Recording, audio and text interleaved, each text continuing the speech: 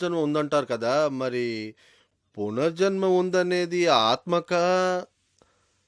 ఆహ్, లేక శరీరానికా? శరీరాన్ని కాల్చేస్తారు, స్థూల శరీరం. అవును. అప్పుడు స్థూల శరీరానికి ఒక ఎండ్ అనేది ఉంటుంది. సరే. అప్పుడు ఆత్మకి జనన మరణాలనేవి లేవు. అప్పుడు ఎందుకుంటుంది? ఆత్మతో కూడా ఈ కారణ శరీరం, అలాగే తేజస్సు శరీరం, తర్వాత ఆత్మ, ఈ మూడు కలిసి జీవాత్మ అవుతాయి కదా! జీవాత్మకి జననం లేదు, మరణం అనేది ఉంటుంది. మూడు ఒకటవుతాయి కదా! దీన్నే మనం ప్రాణం అంటాం. ఇది విడిగా ఉంది కదా! అప్పుడు ఇది ఆత్మ అంటాం. విడిగా ఉంటే ఆత్మకు జనన మరణాలు లేవు. కానీ ఈ జననం కాజుల్ బాడీ ఉంది చూసావా? ప్రాణానికున్న కారణ శరీరం. దీని లెక్క ప్రకారమే ఒకరికి వచ్చే జన్మలో అన్నీ దొరుకుతాయి. ఈ కారణ శరీరం అనేది లేకుంటే జనన మరణాలనేవి రెండూ స్టాప్ అవుతాయి. అంటే పునర్జన్మ అనేది కారణ శరీరం వలన? కారణ శరీరంలో ఇది ఉంది అంటే అహంకారం. ఈ అహంకారం ఇందులో ఇదే నేను పుట్టాను అనుకుంటుంది. నా మరణం జరిగింది, నేను చనిపోయాను, ఈ విధంగా అనుకుంటుంది కదా! అందుకే ఇది ఏర్పడుతుంది.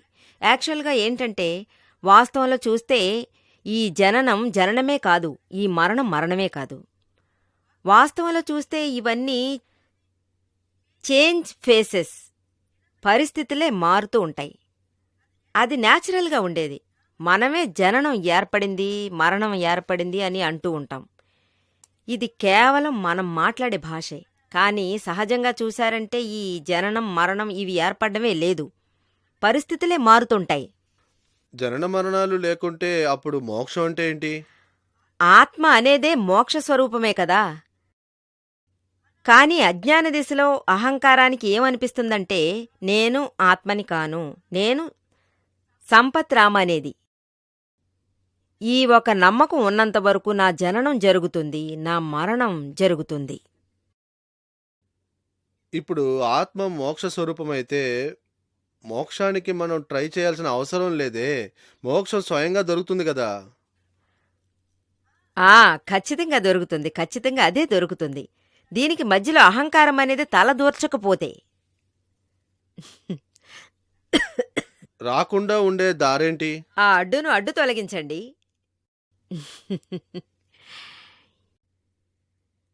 ఇది ఇప్పుడే మధ్యలో రావడం వల్లనే కదా!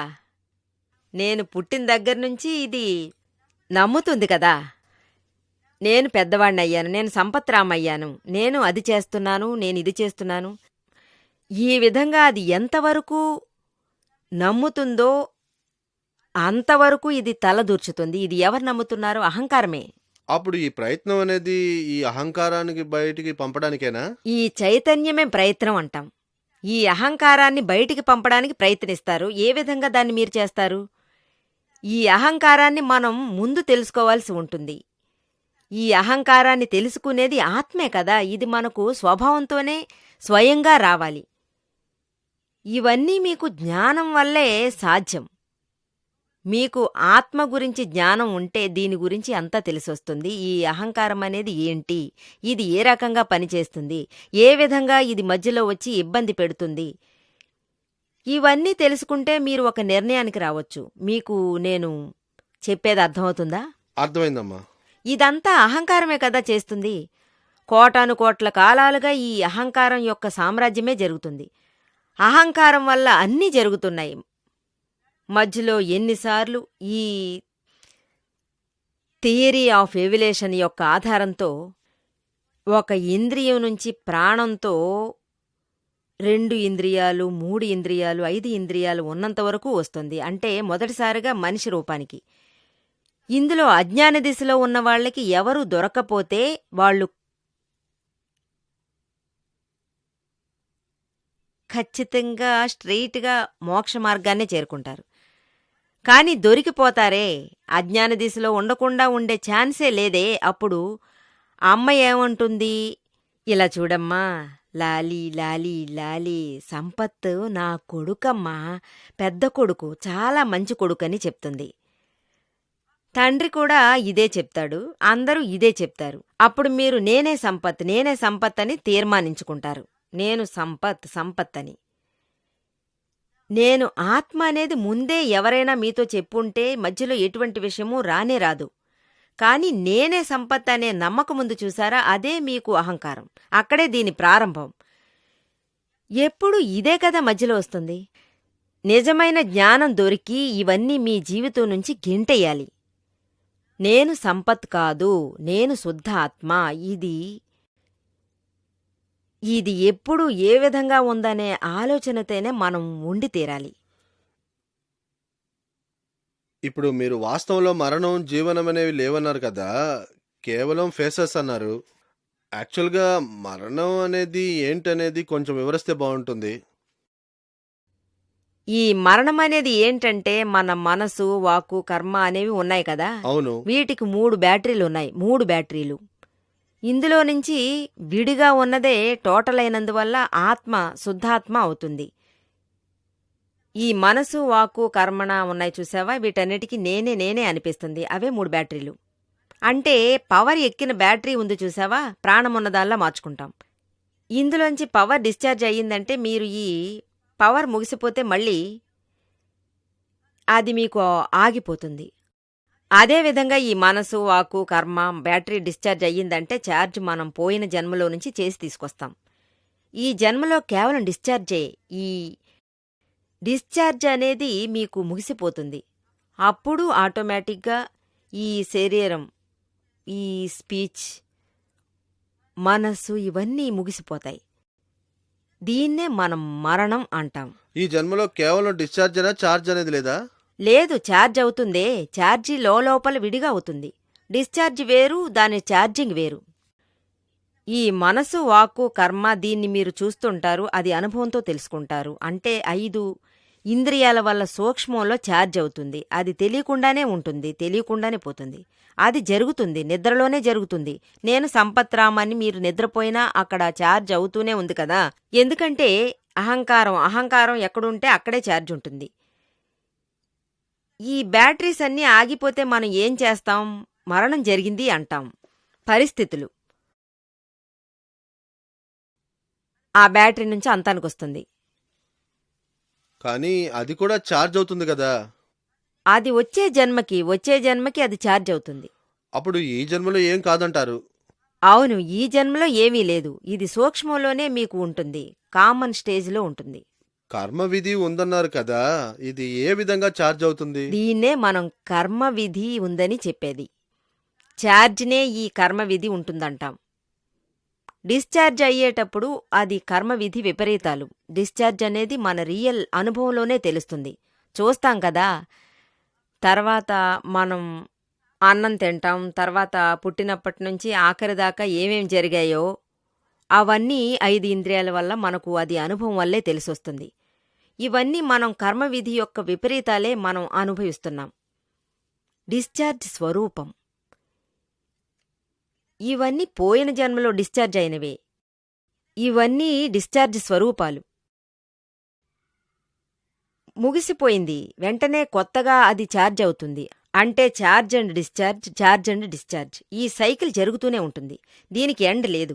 ఛార్జింగ్ ముగిసిపోతేనే ఈ సైకిల్ ఒక కొలిక్కి వచ్చి చేరుతుంది. ఛార్జింగ్ ముగించడం కోసం జ్ఞానుల దగ్గరికెళ్ళి ఈ ఛార్జింగ్ అనేవి ఒక రియల్గా మనం వెళ్ళి ఇవ్వాలి. నేను సంపత్రామ్ని, ఈ అజ్ఞానం పోయి నేను శుద్ధ ఆత్మ అనే జ్ఞానం ప్రాప్తిస్తుంది. జ్ఞానులు కేవలం మాటలతో కాదు, మీకు లోపల నుంచి మీరు దాన్ని రప్పించాలి. సరే అమ్మా. శుద్ధాత్మ అనేది నిరంతరం జ్ఞాపకం ఉంటే, నిరంతరంగా అంటే ఎప్పుడూ ప్రతి క్షణము దానికోసమే ఏం చేయాలంటారు? ముందు దీనికోసం ఈ డెమోక్రషన్ని వెళ్ళి తెలుసుకోవాలి. అంటే శుద్ధ ఆత్మ అనేది ఏంటి, ఏ రకంగా అది ఉంది, ఇదిగాక వేరే ఏ శరీరంలో అది ఉంటుందో, అంటే సూక్ష్మంలో స్థూలంలోనో అది ఎలా ఉన్నప్పటికీ ఇద్దరూ కలిసి లైన్ ఆఫ్ డెమోక్రషన్ని మనం ఏర్పరచుకోవాలి. ఒకసారి ఈ లైన్ ఆఫ్ డెమోక్రషన్ని మనం ఏర్పరచుకుంటే అప్పుడు ఈ శుద్ధ ఆత్మ అనేది లోపల ఒక గమనం ఉండిపోతూనే ఉంటుంది. తానుగానే ఉంటుంది. ఆటోమేటిక్గా అది మీకు ఉండిపోతుంది. ఎప్పుడూ కాకుండా ఇక్కడ అక్కడ కొంచెం. అప్పుడు మీరు మళ్ళీ సత్సంగాలను ఎక్కువ తెలుసుకోవడం అవసరం అవుతుంది. సత్సంగాల్లో ఎక్కువసేపు మీరుండాలి. మీ గమనం చెదరకుండా ఉండాలి. ఈ గమనం పెరుగుతూనే ఉంటూ నిరంతరంగా ఉండడం ఆరంభమవుతుంది. ఈ విధంగా సత్సంగాల్లోనే ఉంటే నిరంతరంగా ఉంటుంది. ఎప్పుడు అనేది ఏంటంటే వాళ్లకు ఎప్పుడు ఛాన్స్ దొరుకుతుందో, ఎక్కడెక్కడ సత్సంగాలు జరుగుతాయో అక్కడక్కడ ఉండాలనే ఆలోచన అదే పుడుతుంది. వాళ్ళ life of top most priority ఇదే అయి ఉంటుంది. అంటే ఆత్మ అలాగే దాని ఆజ్ఞ. మేము నేర్పించే 5 ఆజ్ఞలు, అది కూడా నేను శుద్ధాత్మ. ఎన్నెన్ని ఈ ఆజ్ఞలను ఫాలో అవుతారో అంత స్థాయికి ఈ శుద్ధాత్మ అనేది ఆటోమేటిక్గా నిరంతరంగా ఉంటుంది. 5 ఆజ్ఞలను మరిచిపోతే లేక అది వదిలేసినా ఆ తర్వాత చాలా కష్టమవుతుంది. జ్ఞానదీక్ష తీసుకున్నారా? తీసుకున్నాను. జ్ఞానదీక్ష తీసుకున్నారు కదా, అప్పుడు మీరు ఎంత ఈ ఆజ్ఞల్లో ఉంటారో అంత శుద్ధాత్మలోనూ ఉంటారు. ఈ ఆజ్ఞలు మీకు ఇవ్వబడిన కారణమే మీరు శుద్ధాత్మలో ఉండడం కోసమే. అర్థమైందా? ఈ కాలంలో బయట ఎన్నో రకాల సందర్భాలు ఏర్పడుతుంటాయి. అంటే మీరు ఈ జ్ఞానదీక్ష తీసుకెళ్ళి బయట నిరంతరము శుద్ధాత్మలో ఉండాలనుకున్నా కుదరదు. చాలా కష్టంగానే ఉంటుంది. అందువల్ల 5 ఆజ్ఞలు మీకు బోధించడం జరిగింది. అది ఎప్పుడు ఇందులో ఉండాలని కాదు. వెనకటి కాలాల్లో సత్యద్వాపర త్రేతాయుగాల్లో ఇది ప్రాప్తం పొందాలని అన్నిటినీ వదిలేసి ఈ చక్రవర్తులు, రాజులు కూడా రాజ్యాలు వదిలేసి అడవులకు వెళ్లారు జ్ఞానులను అనుసరిస్తూ. ఇది ప్రాప్తించిన తర్వాత వేరే ఏదీ అక్కర్లేదు, కానీ అదే స్థానంలో వాళ్ళు పాటించడం మొదలెడతారు. ఆ తర్వాత లౌకికానికి రావడం లేదు. వానప్రస్థాశ్రమం, సన్యాశ్రమం. మన కోసం ఇక్కడున్నవన్నీ ఒకే ఆశ్రమమే. ఏమిటో చెప్పండి? గృహస్థాశ్రమం. బ్రహ్మచర్యం అనేది కూడా ఈ కాలంలో అంతగా ఉండట్లేదు. అది టీనేజ్కి వచ్చిన తర్వాత మారిపోతుంది. అందువల్ల ఉన్నవన్నీ గృహస్థాశ్రమం మాత్రమే. ఇందులో ఉంటూనే ఈ జ్ఞానదీక్షలో ఉండేది మన ఆత్మలో ఉండేది. చాలా ఒక కష్టమైన కార్యమది. దాదాజీ దీనికోసం విడిగా ఒక దారే చూపించారు. లౌకికంలో ఉంటూ కూడా ఇందులోనూ మీరుండొచ్చు. 5 ఆజ్ఞలను మీరు ఫాలో అవ్వండి. ఫైల్స్ అన్నింటినీ ముగించి మీరు గెంటేయండి. ఎక్కడ ఉన్నారో అక్కడ మీ ఫైల్ ఉంటూనే ఉంటుంది. మీరు ఇందులోంచి విడిగా శుద్ధాత్మ, ఇది గమనంలో ఉంచుకుంటూ చేయండి. ఎక్కడైనా తప్పు జరిగిందంటే, తెలియకుండా ఎక్కడైనా తప్పు జరిగిందంటే అందుకు పరిహారం చేసి మళ్ళీ మీరు సెట్ చేయండి. ఈ విధంగా మీరు చేస్తూ ఉంటే మీకు 2 పనులు జరుగుతాయి. లౌకికం జరుగుతుంది, మనలో ఉన్న ఆత్మకార్యము జరుగుతుంది కదా. ఎక్కడైనా మధ్యలో ప్రాబ్లం వచ్చి లేదా అర్థం కాకుండా పోయినా, కొన్ని తప్పులు జరిగినా ఈ సత్సంగాలకు వచ్చి మీరు 1 to 1 వినండి. అప్పుడు ఏ చోట మీకు మిస్టేక్ అయ్యిందో ఆ చోట మీకు సెటప్ అవుతుంది. అందువల్లే సత్సంగాల్లో ఎక్కువ మంది ఉండాలనేది. 4 దిక్కుల్లో జరిగేది తెలుసుకోవాలి. మీరు చాలామంది సత్సంగాల్లో ఉండాలని అనుకోవచ్చు, కానీ బయట ఉన్న పరిస్థితులు మిమ్మల్ని దారులు తప్పిస్తాయి. ఈ విధంగా కాకుండా మిమ్మల్ని ఏ పరిస్థితుల్లోనూ ఒకే రకంగా ఉంటూ 5 ఆజ్ఞలను పాటిస్తే శుద్ధ ఆత్మలో సంతోషంగా ఉండొచ్చు. నిర్మాగారు, అప్పుడప్పుడు చూసే విషయం అంటే, ఎవరికైనా సడన్గా మరణం ఏర్పడుతుంది. అంటే హార్ట్ అటాక్, హార్ట్ ఫెయిల్యూర్ అయ్యి నిద్రలోనే నిద్రపోయేటప్పుడే చనిపోవడం. అప్పుడు అందరూ ఏమంటారంటే, వాళ్ళు చాలా పుణ్యం చేసుకునుండాలి. అందువల్లే ఎటువంటి వేదన లేకుండా, కష్టమూ లేకుండా మంచి మరణం కలిగిందంటారు కదా! దీన్ని ఏ విధంగా తీసుకోవాలో చెప్పండి? ఆధ్యాత్మిక దృష్టితో చెప్తే ఉన్నతమైన మరణం. దీన్ని ఏమంటారంటే న్యాచురల్గా ఇదొచ్చి ఫుల్ అవేర్నెస్తో, పూర్తి మెలకువతో వాళ్లకు మెలకువ ఆఖరి శ్వాసదాకా ఈ మెలకువ అనేది జరుగుతూనే ఉంటుంది. ఈ శరీరానికి మరణం ఏర్పడబోతుంది. ఒక్కొక్క భాగము అవి పని చేయకుండా ఆగిపోతూ ఉంటాయి. అంటే మనకు కాళ్లల్లో సెన్సేషన్ పోయింది, తర్వాత పైనుంచి ఈ సెన్సేషన్ పోతుంది. ఇంద్రియాలు పని చేయడం లేదు, నోటితో మాట్లాడలేకుండా పోతుంది, చెవిల్నుంచి వినికిడి శక్తి పోతుంది, కళ్లల్లో చూపు మందగిస్తుంది, కళ్ళు మూసుకునుంటారు. కాని ఆ కళ్లల్లో ఎటువంటి సెన్సేషను ఉండట్లేదు. ఇదంతా వాళ్లకు జ్ఞాపకం ఉంటుంది. ఈ జ్ఞాపకంతో ఉంటూ వాళ్ళు ప్రాణాలు వదిలేస్తారు. ఇదంతా ఆత్మజ్ఞానం లేకుంటే జరగదు కదా, ఏమంటారు? లేదు, అజ్ఞాన దశలో కూడా ఇలా జరగొచ్చు. నేను ఆత్మ అనే అవేర్నెస్ ఉండట్లేదు. కాని ఒక విషయం జ్ఞాపకాల్లో మెదులుతుంది, ఒక్కో భాగము చైతన్యం అవుతుందని తెలుసు. అప్పుడు వేదనలు ఏవీ రావు కదా? అన్నీ ఉంటాయి, కాని ఎప్పుడు తెలిసొస్తుంది ఈ వేదనలున్న చోటు ఎక్కువ, ఆయా ప్లేసుల్లో అధికమని తెలిసొస్తుంది. కాని ఒక విధంగా జరిగే ఆ ఉన్నతమైన మరణం ఉందే, అందులో అన్ని బాధలు ఉండవు. ఎవరికి అవేర్నెస్ ఎక్కువో వాళ్లకి వేదన ఏర్పడుతుంది కదా, అంతగా ఉండదు. ఎక్కడ వేదన తక్కువగా ఉందో అక్కడ అవేర్నెస్ ఎక్కువగా ఉంటుంది. చాలా బాధ కలిగిందనుకోండి, ఆటోమేటిక్గా అవేర్నెస్ పోతుంది. అంతెందుకు, ఎంతోమందికి మైకం కూడా కమ్ముకుంటుంది, కోమాలోకి వెళ్ళిపోతారు, చాలా బాధగా ఉంటారు. నా మనసుకి ఏమనిపించిందంటే, మరణానికి ముందు ఏదైనా కష్టం కలిగిందంటే అప్పుడు మనం చావబోతున్నామనే విషయం మనకు తెలిసిందే. అప్పుడు ఆ సమయంలో వాళ్ళు పరిహారం చేసి ఆత్మ గురించి కూడా ఆలోచించి నిర్గతి పొందాలనుకుంటారు కదా. అలాగే నిద్రలోనే ముగిసిపోతే ఏం మంచి జరుగుతుంది? దాని గురించి నాకు కొంచెం వివరంగా చెప్తే బావుంటుంది. అప్పుడు అందరూ ఏమంటారు, చాలా ఎక్కువ మారాలి. అరెరే, తను నిద్రపోయేటప్పుడు చనిపోతుంటారు, వాళ్లకు ఉన్నతగతి మరణం వచ్చిందని అంటారు. ఎటువంటి అనుభవమూ లేకుండా చనిపోతారు.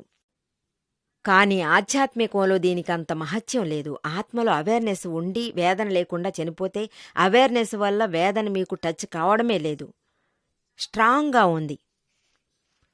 అన్యాయ దిశలో కూడా ఈ విధంగా కావచ్చు కదా? కావచ్చు. నేను ఆత్మ, ఈ శరీరం ఒంటరిదనేది మనకు అవేర్నెస్ ఉండదు. అంతే తప్ప ఈ శరీర భాగాలు ఒక్కొక్కటి పోతూ ఉన్నాయి అనిపిస్తుంది. ఈ గమనం వాళ్లల్లో ఉంటుంది. చెప్పడం వినొచ్చు, మీరు పెద్దవాళ్లు చెప్పారు కదా, అంటే నాకు టైం వచ్చింది, నన్ను మంచం మీద నుంచి కిందకి దించి పారేయండి, కింద కంబలి మీద వేయండి, నన్ను పడుకోబెట్టండి, దీపం వెలిగించండి, ఇదంతా చెబుతుంటారు కదా. ఆ తర్వాత కొంచెం కొంచెంగా దిగి 2-3 గంటలు ఉంటారని తెలుస్తుంది. ప్రతి అంగం చైతన్యం కోల్పోతుంది, నేను చనిపోతాను అంటారు. దీనివల్ల ఫలితం ఉంటుందా అంటే వాళ్ళు సముదాయించటానికి టైం ఉంటుంది కదా. వాళ్ల లక్ష్యం పాడు కాదు కదా, కర్మవిధి నుంచి విడిపోవాలి, మోక్షానికి వెళ్ళాలి.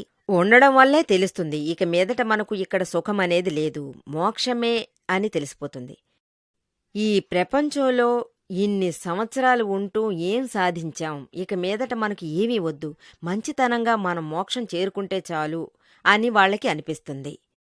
వాళ్ళు ఆత్మ గురించి అనుకోవడం మొదలుపెడతారు. ఇలా అనుకునేటప్పుడు భగవంతుని పేరు వాళ్ళు చెప్పడం మొదలు పెడతారు. వాళ్ల ఇష్టదేవత లేదా ఏదైనా ఒక స్వామి, వాళ్లను వాళ్ళు తలుచుకుంటారు. అప్పుడు ఇది కనిపించని భక్తిలో పోతుంది కదూ. ఈ కనిపించని భక్తి అనేది వీళ్ళకి శుభకర్మ విధి, శుభగతి అనేవి ఏర్పడతాయి. థ్యాంక్స్ అమ్మా, యు ఆర్ ఆల్వేస్ వెల్కమ్.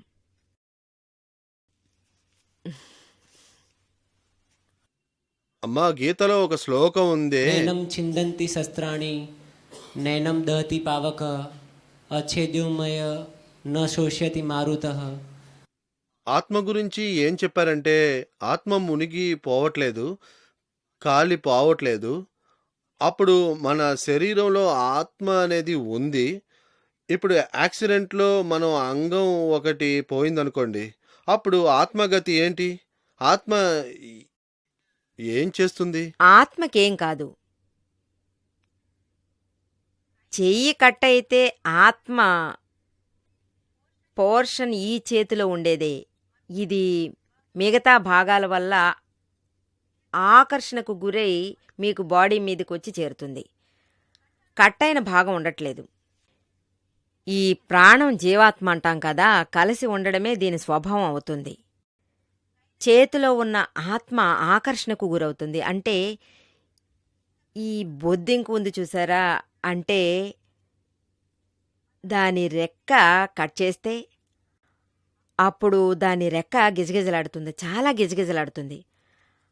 అది గిజగిజలాడడం మీరు చూడొచ్చు. అలాగే అది పారిపోతుంది. అప్పుడు మీరు దాంట్లో శుద్ధాత్మ ఉంది, అది గిజగిజలాడుతుంది, వీళ్ళ వల్లే ఆత్మ నిలబడింది అనేది మనం అర్థం చేసుకుంటాం కదా. కాని ఈ విధంగా కాదు. ఆత్మ రెక్కల నుంచి రెక్కల్లో ఉండడం లేదు, అది శరీరంలోనే ఉంటుంది. పారిపోయింది కదా, అదే కారణం అవుతుంది. ఇది గిజగిజలాడుతుంది తప్ప ఎరగదు.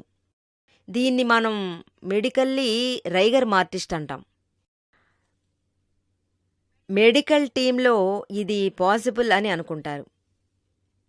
మరణించే సమయంలో ఈ 2 రెక్కలు, అంటే యాక్సిడెంట్లో మనకు చెయ్యి పోయిందంటే అప్పుడు మనకు ఈ మజిల్స్లో యాక్షన్ ఖచ్చితంగా ఉంటుంది.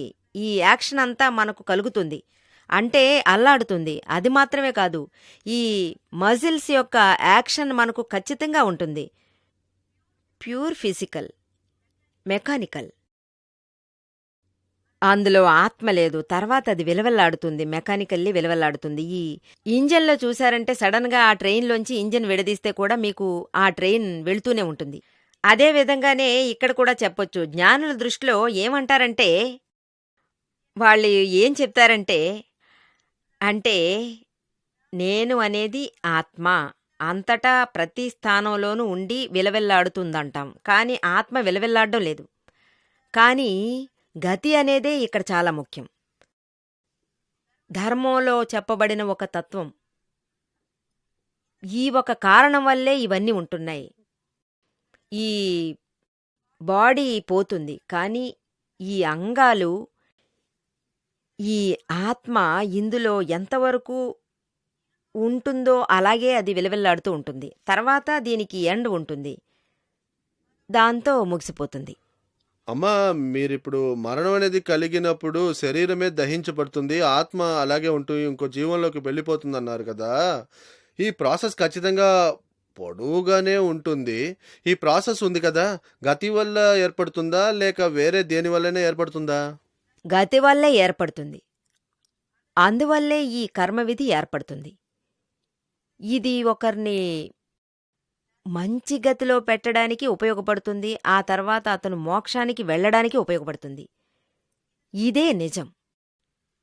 ఎన్ని జన్మలు ఈ భావనతో అంటే మోక్షానికి వెళ్ళాలని ఉంటుంది, అప్పుడు ఈ గతి అనేది మీకు మోక్షానికి వెళ్ళే మార్గాన్ని చూపిస్తుంది. మోక్షానికి వెళ్ళడానికి ఆఖరి ఘట్టం అనేది ఒకటి లేకపోతే అది ఎక్కడైనా తీసుకెళ్లి వదులుతుంది. ఇక్కడ బ్రహ్మాండం ఉంది, కానీ ఆత్మ బ్రహ్మాండంలో అతీతంగా ఉంటుంది. ఇప్పుడే మీరు ఆత్మ మోక్ష స్వరూపి అన్నారు. తర్వాత అదెందుకు మోక్షానికి వెళ్ళాలి? ఇక్కడే ఒకరు మోక్షాన్ని అనుభవించలేరా? మోక్షంలో అనుభవంలో ఇక్కడే ఉండొచ్చు, కానీ మోక్షం 2 స్టేజ్ల్లో ఉంటుంది. మొదటి స్టేజ్ ఈ జన్మలో ఇక్కడే జరుగుతుంది, కానీ వాళ్ళ కర్మఫలంలోనే ఉంటుంది. ఈ ఫస్ట్ స్టేజ్ యొక్క మోక్షం అనేది ఆ స్థానంలోనే ముగిసిపోతుంది. సర్వం ముక్తుల నుంచి మనకు విముక్తి దొరుకుతుంది. మోక్షం మనకు ఇక్కడే దొరుకుతుంది. అర్థమైందా? రెండవ స్టేజ్లోని మోక్షం ఇక్కడ కేవలం ఆత్మగానే ఉంటుంది. అప్పుడు ఇక్కడ ఈ బ్రహ్మాండంలో స్థానం అనేది లేదు, అది సిద్ధక్షేత్రంలో లేదు, అంతే తప్ప కేవలం అక్కడ ఆత్మ మాత్రమే ఉంది. కర్మవిధి ఉన్నవాళ్ళు బ్రహ్మాండంలోనే ఉన్నారు, కర్మవిధి లేనివాళ్ళు సిద్ధక్షేత్రానికి వెళ్ళి చేరుకుంటారు. అంటే ఆత్మ వెళ్లాల్సిన అవసరం లేదు, కర్మవిధి లెక్క ప్రకారమే అంతా జరుగుతుంది. వాళ్ళు స్వయంగా మోక్షంలో ఉండాలి అనేది. కానీ ఈ కర్మవిధి అనేది వాణ్ణి అతుక్కుని ఉన్నంతవరకు ఇక్కడే ఉంటుంది. అలాగే దాని యూస్ ఎక్కువగా ఉంటుంది, బరువైంది, అది అతన్ని వదలకుండా ఉంటుంది. ఇది ఎప్పుడు విడిపోతుందో అప్పుడది పోయి చేరుతుంది. జై సచ్చిదానంద.